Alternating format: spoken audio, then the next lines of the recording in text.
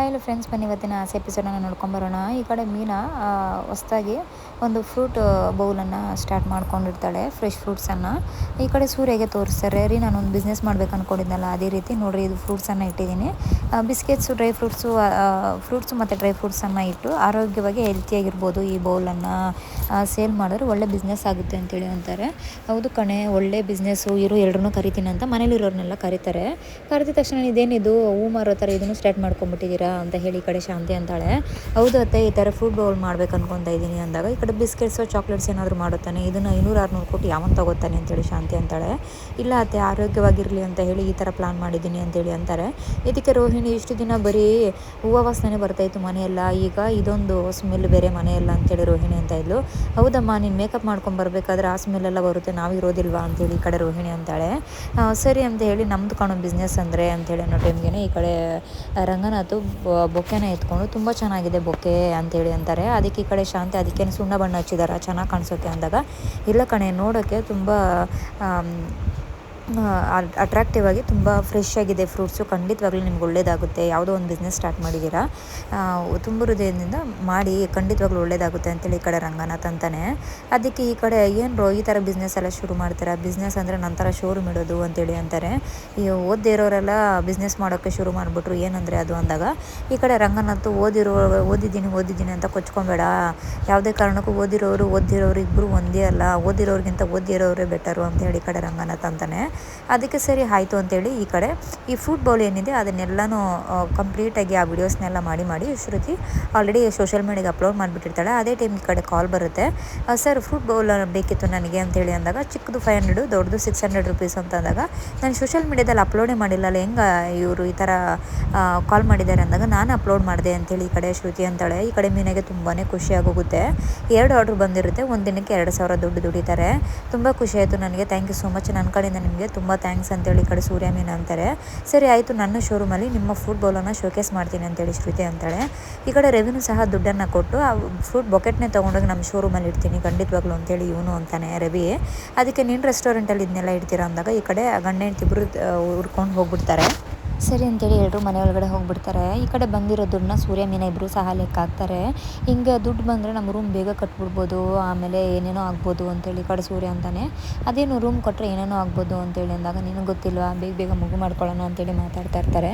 ಸುಮ್ಮನೆ ರೊಮ್ಯಾಂಟಿಕ್ಕಾಗಿ ಮಾತಾಡೋ ಟೈಮ್ಗಳು. ಅದೇ ಟೈಮ್ನಲ್ಲಿ ಈ ಕಡೆ ಶಾಂತಿ ಬರ್ತಾಳೆ. ಅಯ್ಯೋ, ಏನು ಮಾಡ್ತಾ ಇದ್ದೀರಾ, ಮನೇಲಿ ಯಾರು ಇಲ್ವಾ ಅಂದಾಗ, ಇದಾರಮ್ಮ, ಯಾರು ಇಲ್ಲ, ನಾವೇ ಇರೋದು, ನಾವು ಇಷ್ಟಾಗಲ್ಲ, ಇಷ್ಟು ಉದ್ದ 5 ಅಡಿ ಇದ್ದೀರಲ್ಲ ಅಂತೇಳಿ ಅಂತಾರೆ. ನೀವಲ್ಲ, ಮನೇಲಿರೋರು ಬೇರೆ ಯಾರಿಲ್ಲ ಅಂದರೆ, ಹೌದು ಎಲ್ಲರೂ ಇದ್ದಾರೆ ಅಂತೇಳಿ ಅಂತಾರೆ. ಸರಿ ಆಯಿತು ಅಂತ ಹೇಳಿ ಒಳಗಡೆ ಹೋಗ್ತಾಳೆ. ಸರಿ ಅಂತೇಳಿ ಇವ್ರೂ ಸಹ ದುಡ್ಡನ್ನು ಇಟ್ಟು ಹಾಲ್ಗೆ ಹೋಗ್ತಾರೆ. ರೀ ಅಂತೇಳಿ ರಂಗನಾಥ್ನ ಕರೀತಾರೆ. ಹ್ಞೂ ಅಂತಾನೆ ಇದ್ರು, ರೀ ಅಂತಾನೆ ಇರ್ತಾಳೆ. ಎಷ್ಟೊತ್ತಿಂದ ಕರೀತಾ ಇದ್ದೀನಿ ರೀ, ಹ್ಞೂ ಅಂತ ಹೇಳ್ತಾ ಇದ್ದೀನಿ, ಮಾತಾಡೋಕ್ಕಾಗೋದಿಲ್ವ, ಇಲ್ಲೇ ಇದ್ದೀನಿ ಹೇಳೆ ಅಂತೇಳಿ ಅಂತಾರೆ. ಈ ಕಡೆ ರಂಗನಾಥ್, ನಾನು ನಾಳೆ ಕಸ್ತೂರಿ ಮನೆಗೆ ಹೋಗಬೇಕು ಅಂತಾರೆ. ಏನು ಕತೆ, ಏನಾದರೂ ಪೂಜೆ ಇಟ್ಕೊಂಡಿದ್ದೀರಾ ಅಂಥೇಳಿ ಈ ಕಡೆ ಮೀನಾ ಅಂತಾಳೆ. ಇಲ್ಲ, ನಾವು ನಾಳೆ ಎಲ್ಲ ಹೊರಡಬೇಕು ಅಂತೇಳಿ ಅಂದಾಗ, ಈ ಕಡೆ ಏನಾದರೂ ಯೋಗ ಕ್ಲಾಸ್ ಮಾಡ್ಬೇಕು ಅಂದ್ಕೊಂಡಿದ್ದೀರಾ ಅಂತೇಳಿ ಈ ಕಡೆ ಶ್ರುತಿ ಅಂತಾಳೆ. ಯೋಗ ಕ್ಲಾಸ್ ಎಲ್ಲ ನೀನೆಲ್ಲಮ್ಮ ಮಾಡೋಕ್ಕೆ ಬಿಡ್ತೀಯ, ಬರೀ ಬಾಯಿ ಆಡಿಸ್ತಾನೆ ಇರ್ತೀಯ ಅಂತೇಳಿ ಅಂತಾಳೆ. ಅದಕ್ಕೆ ಈ ಕಡೆ ಅತ್ತೆ, ಏನಾದರೂ ಊಟದ ಫಂಕ್ಷನ್ ಏನಾದ್ರು ಇದೆಯಾ, ನನಗೆ ಗೊತ್ತು ಊಟದ ಫಂಕ್ಷನ್ ಅಂತೇಳಿ ಈ ಕಡೆ ರೋಹಿಣಿ ಅಂತಾಳೆ. ಅಯ್ಯೋ, ನಾನು ಯಾರು ಮಾತಾಡೋಕ್ಕೆ ಬಿಡೋದಿಲ್ವಲ್ಲ, ಎಲ್ಲ ನೀವೇ ಮಾತಾಡ್ತಾ ಇದ್ದೀರಾ ಅಂತೇಳಿ ಅಂತಾರೆ. ಅದಕ್ಕೆ ರಂಗನಾಥ್, ಶಾಂತಿ ಬಿಟ್ಟು ಬೇರೆ ಎಲ್ಲರೂ ಮಾತಾಡ್ತಾ ಇದ್ದಾರೆ ಅಂತೇಳಿ ರಂಗನಾಥ್ ಅಂತಾನೆ. ಈಗ ನಾನು ರಕ್ತದಾನ ಶಿಬಿರ ಏರ್ಪಾಡು ಮಾಡಿದ್ದೀನಿ ಅಂತೇಳಿ ಅಂದಾಗ ಈ ಕಡೆ ತುಂಬಾ ಶಾಕ್ ಆಗೋಗ್ತಾರೆ ಮನೇಲಿರೋರೆಲ್ಲನೂ. ನೀನು ರಕ್ತದಾನ ಶಿಬಿರ ಓಪನ್ ಮಾಡಿದ್ಯಾ, ಇದೇನು ಶಾಂತಿ ಇದು, ಯಾವಾಗಿಂದ ಒಳ್ಳೆ ಕಾರ್ಯ ಮಾಡೋಕ್ಕೆ ಶುರು ಮಾಡಿದೆ ಅಂದಾಗ, ದೊಡ್ಡವರೆಲ್ಲ ಹೇಳಿದ್ದಾರೆ, ಒಂದು 10 ಜನಕ್ಕೆ ಒಳ್ಳೇದು ಮಾಡಬೇಕು ಅಂತ ಅಂದ್ಬಿಟ್ಟು ಅಂತೇಳಿ ಅಂತಾಳೆ. ಅದಕ್ಕೆ ಹೌದು ಅತ್ತೆ, ನಿಮಗಿರೋ ಒಳ್ಳೆ ಮನಸ್ಸಿಗೆ ನೀವು ಮಾಡ್ತಾ ಇದ್ದೀರಾ ಒಳ್ಳೇದು ಅಂತೇಳಿ ಅಂದಾಗ, ರೋಹಿಣಿನ ಬಾಯಿ ಮುಚ್ಕೊಂಡು ಸುಮ್ಮನಿರೆ, ಏನಾದರೂ ನೈಸ್ ಮಾಡೋಕ್ಕೆ ನಾನು ಕಾಯ್ತಾ ಇರ್ತೀಯಲ್ಲ, ನೀನು ಇದಕ್ಕೆಲ್ಲ ನನಗೆ ಬಗ್ಗೋದೆಲ್ಲ, ಬಾಯಿ ಮುಚ್ಕೊಂಡು ಒಂದು ಕಡೆ ನಿಂತ್ಕೊಳ್ಳೆ, ಬಂದ್ಬಿಟ್ಲು ನನ್ನನ್ನು ತಲೆ ಮೇಲೆ ಹೂವು ಇಕ್ಕೋಕೆ ಅಂತೇಳಿ ಅಂತಾರೆ. ಸರಿ ಆಯಿತು ಅಂತೇಳಿ ಎಲ್ಲರೂ ಸುಮ್ಮನಾಗ್ತಾರೆ. ಇದೇನಪ್ಪ ಇದು, ಸಕ್ಕರೆ ಇಷ್ಟು ಒಳ್ಳೆಯವರಾಗಿ ಹೋಗ್ಬಿಟ್ಟಿದ್ದಾರೆ, ರಕ್ತದಾನ ಶಿಬಿರಗಳು, ಊಟಗಳು, ಗಿಡ ಬೆಳೆಸೋದು, ಇದನ್ನೆಲ್ಲ ಮಾಡ್ತಾಯಿದ್ದಾರೆ ಅಂತೇಳಿ ಅಂದಾಗ, ಏನು ಅಂತ ಗೊತ್ತಿಲ್ಲ, ನಾಳೆ ಅದ್ರ ಬಗ್ಗೆ ಎಲ್ಲ ಗೊತ್ತಾಗುತ್ತೆ ಅಂತೇಳಿ ಅಂದಾಗ, ಹೌದಪ್ಪ ನಾನು ಅದಕ್ಕೆ ಕಾಯ್ತಾ ಇದ್ದೀನಿ, ನಾಳೆ ಬೇಗ ಹೋಗ್ಬಿಟ್ಟು ಏನು ಮಾಡ್ತಾಯಿದ್ದಾರೆ ಏನು ಅಂತೇಳಿ ನೋಡಬೇಕು ಅಂತೇಳಿ ಇವರಿಬ್ಬರೂ ಸಹ ಮಾತಾಡ್ಕೊತಾ ಇರ್ತಾರೆ. ಮನೇಲಿರೋರೆಲ್ಲ ರೆಡಿಯಾಗಿ ರಕ್ತದಾನ ಶಿಬಿರ ಹತ್ರ ಬರ್ತಾರೆ. ಈ ಕಡೆ ಕಸ್ತೂರಿನ ಕರೆದ್ಬಿಟ್ಟು ರಿಪೋರ್ಟರ್ನ ಕರೆದಿದೆ ಅಂದಾಗ ಹೌದು ಕರೆದಿದ್ದೀನಿ ರಿಪೋರ್ಟರ್ನ ಬರ್ತಾರೆ ಅಂದ ತಕ್ಷಣ ರಿಪೋರ್ಟರ್ ಬರ್ತಾರೆ. ಇವರೇ ಶಾಂತಿ ಸೋಷಲ್ ವರ್ಕರು ಅಂತೇಳಿ ಅಂತಾರೆ. ಅದಕ್ಕೆ ಇವ್ರ ಬಗ್ಗೆ ಎಲ್ಲ ಮಾತಾಡ್ತಾ ಇರ್ತಾರೆ. ಹೌದು ನೀವು ಒಂದು ಲೆಕ್ಕದಲ್ಲಿ ಸೋಷಲ್ ವರ್ಕರ್ಸೇ ಅಂದಾಗ ಅವರು ತುಂಬ ಥ್ಯಾಂಕ್ಸ್ ಮೇಡಮ್ ಅಂತೇಳಿ ಅಂತಾರೆ. ಸರಿ ಆಯಿತು ಶಿಬಿರಕ್ಕೆ ಇನ್ನೇನು ರೆಡಿ ಮಾಡ್ಕೊಳ್ಳೋಣ ಅಂತೇಳಿ ಅಂದಾಗ ಸರಿ ಮೊದಲು ಯಾರು ರಕ್ತ ಕೊಡ್ತಾರೆ ಅಂದಾಗ ನಾನೇ ಕೊಡ್ತೀನಿ, ನಾನು ಹೇಳ್ತಾ ಇದ್ದೀನಲ್ಲ ನಾನೇ ಮೊದಲು ರಕ್ತ ಕೊಡೋದು, ನಾನು ಫಿಕ್ಸ್ ಆಗಿದ್ದೀನಿ ನಾನೇ ಕೊಡ್ತೀನಿ ಅಂತ ಹೇಳಿ ಈ ಕಡೆ ಶಾಂತಿ ರಕ್ತ ಎಲ್ಲನೂ ಕೊಟ್ಟು ಬರ್ತಾಳೆ. ಅಯ್ಯೋ ಸಿಸ್ಟರ್ ಇಷ್ಟನ ರಕ್ತ ತೊಗೊಳೋದು, ನೀವು ಸ್ವಲ್ಪ ಜಾಸ್ತಿನೇ ತೊಗೊಬೇಕಿತ್ತಲ್ಲ ಅಂದಾಗ ಮನೇಲಿರೋರಲ್ಲ ಅಮ್ಮ ಅದೇನು ಕಾವೇರಿ ನೀರ ಎತ್ಕೊಂಡು ಮನೆ ಕೊಡೋದಕ್ಕೆ ರಕ್ತ ಅದು ಎಷ್ಟು ಬೇಕೋ ಅಷ್ಟೇ ತೊಗೊಳೋದು ಅಂತೇಳಿ ಅಂತಾರೆ. ನೀವು ಸೂಜಿ ಹಾಕಿದ್ದೆ ನನಗೇನು ಗೊತ್ತಾಗಿಲ್ಲ, ತುಂಬ ಚೆನ್ನಾಗಿತ್ತು, ಹೋಗು ಮನೋಜ ನೀನು ಕೊಡು ಅಂತೇಳಿ ಮನೋಜನ ಅಂತಾರೆ. ಇಲ್ಲಮ್ಮ ನಾನು ಕೊಡೋದಿಲ್ಲ, ತುಂಬ ನೋವಾಗುತ್ತೆ, ನಾನು ರಕ್ತನೇ ಕೊಡೋದಿಲ್ಲ ಅಂತೇಳಿ ಅಂತಾನೆ. ಇಲ್ಲ ಯಾವುದೇ ಕಾರಣಕ್ಕೂ ನೀನು ಕೊಡಲೇಬೇಕು, ಒನ್ಡಿಯೋ ಫಸ್ಟ್ ಅಂತೇಳಿ ಬೈತಾರೆ. ಸರಿ ಆಯಿತು ಅಂತ ಹೇಳಿ ಈ ಕಡೆ ರಕ್ತ ಕೊಡೋದಕ್ಕೆ ಮನೋಜ ಹೋಗ್ತಾನೆ. ರಕ್ತ ಕೊಟ್ಟಿದ್ದಾದಮೇಲೆ ಈ ಕಡೆ ಶಾಂತಿಗೆ ತುಂಬಾ ಟಯರ್ಡ್ ಆಗೋಗ್ಬಿಟ್ಟಿರುತ್ತೆ. ಅಯ್ಯೋ ನನ್ನ ಕೈಯಲ್ಲಿ ಆಗ್ತಾಯಿಲ್ಲಪ್ಪ ಸುಸ್ತಾಗ್ತಿದೆ ಅಂತೇಳಿ ಸೈಲೆಂಟಾಗಿ ಒಂದು ಕಡೆ ಮಲ್ಕೊಂಡ್ಬಿಟ್ಟಿರ್ತಾಳೆ. ಮನೆಯವರೆಲ್ಲ ಬಗ್ಗೆ ನೋಡ್ತಾ ಇರ್ತಾರೆ ಶಾಂತಿನೇ. ಅದೇ ಟೈಮ್ಗೆ ಈ ಕಡೆ ಕಸ್ತೂರಿ ಬರ್ತಾಳೆ. ಅಯ್ಯೋ ಶಾಂತಿ ಏನು ಮಾಡ್ತಾ ಇದೆಯಾ, ಮಲ್ಕೊಂಡಿದ್ಯಾ, ಬಾ ನೀನು ಇಂಟರ್ವ್ಯೂ ಮಾಡಬೇಕಂತ ಕಣೆ ಅವರು ಅಂತ ಅಂದ ತಕ್ಷಣ ಈ ಕಡೆ ಮಲಗಿರೋಳು ಪಟ್ ಅಂತ ಎದ್ದು ಓಡೋಗ್ಬಿಡ್ತಾಳೆ.